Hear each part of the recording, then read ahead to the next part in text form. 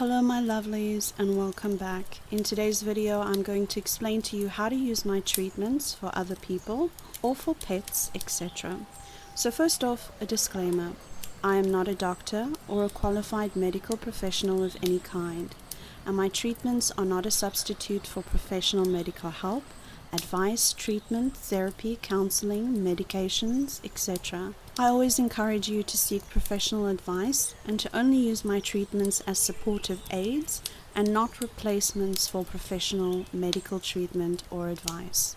Alright, so this is going to tie in with the frequently asked questions that I did in last week's video. And just a side note here, unfortunately, the frequently asked questions have become so long that I can't fit them into the description box or even the comment section below my videos. So from now on, I will be instead posting a link to my store in the description box of each of my videos, where it will take you to a page where you can download a typed version of my frequently asked questions for free. I originally had it as a text document on my store, but I have now since replaced it with a PDF version. This PDF version was very kindly made for me and given to me free of charge by a subscriber by the name of Robert. And I just want to say from the bottom of my heart, thank you so much, Robert, for going to the trouble of doing that for me. It was really the nicest thing anybody's ever done for me and my channel. So really, thank you very, very much. Okay, so again, this is going to be the audible answer to question number 17 in the updated frequently asked questions. So let's jump right in. Question 17. Can I use these treatments for other people or animals, etc.? Yes, you are absolutely welcome to use these treatments for others. This is what I call a petition. Basically, you're asking me on behalf of another for treatment, and as such, you play a role in believing or not believing for them. In the religious community, they usually call this standing in agreement. In other words, instead of giving the track to someone and letting them use it, if you don't think that they are someone who are necessarily going to have faith for themselves, or they don't believe in this kind of thing, or maybe they are against anything that is even remotely associated with witchery or magic or manifesting or energy work or anything like that, then what you can do is petition for them in this way, and it's basically you standing in agreement with me on behalf of them. If you really want to break it down to a very simplified way of looking at it, it's basically like you and me praying together for that person. So, how to petition for another being? Step 1. On a piece of paper, write out the following. I make this petition on behalf of. Then write the person's full name or an identifier. Then you continue to write to receive the full treatment for, then name the treatment or list them one beneath the other if there is more than one treatment you wish for them to receive.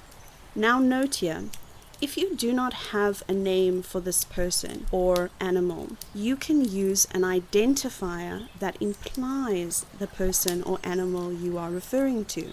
So for example, you could write Mr. Williams' son, or my neighbor on my left, or my future husband, or my unborn child, etc. Then you may also add a photo of the person or persons or animal if you choose. Step 2. Place the written petition and photo, if you have one, near your device, speaker, or screen while playing the treatment. Again, note here, when you are not playing a track over the petition, you can take your petition and a photo, if you have one, and store them on your altar. And you may even create an altar specifically for this petition if you feel like you would like a space to elevate the person in your mind and help you to focus your added intention. Step 3. Speak the incantation, then read your petition, or speak the person's name or identifier. The better way to do this is to speak the incantation and then read the petition. But Again, a side note here, if you are in a hurry or it's an emergency or you don't have a photo or a piece of paper on hand or you are just on the go, then speak the incantation and say the person's name or identifier. This is just sort of a quick way of doing it, an on-the-go way of doing it, but again, like I said, it's better if you can rather write out the petition, then speak the incantation and read the petition, because it's just a stronger focusing technique for your mind. Step 4. Ask your higher self to ensure the person or animal you are referring to is safely tuned into the treatment according to their higher self's approval. Step 5. Then leave the track to play or play on repeat.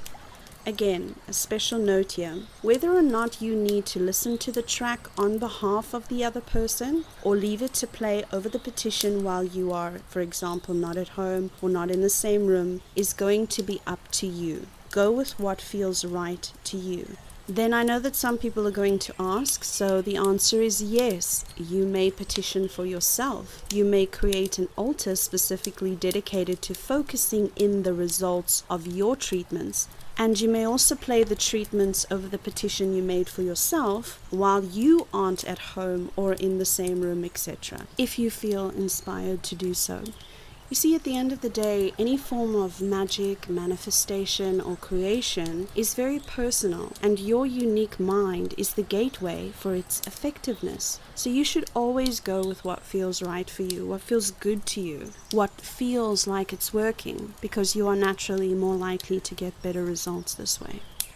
And that's all for now, guys. So thank you for your time. Thank you for listening, for liking and sharing my videos, for subscribing. And until next time, my lovelies, remember, anything and everything you want is possible by choice and a little bit of magic.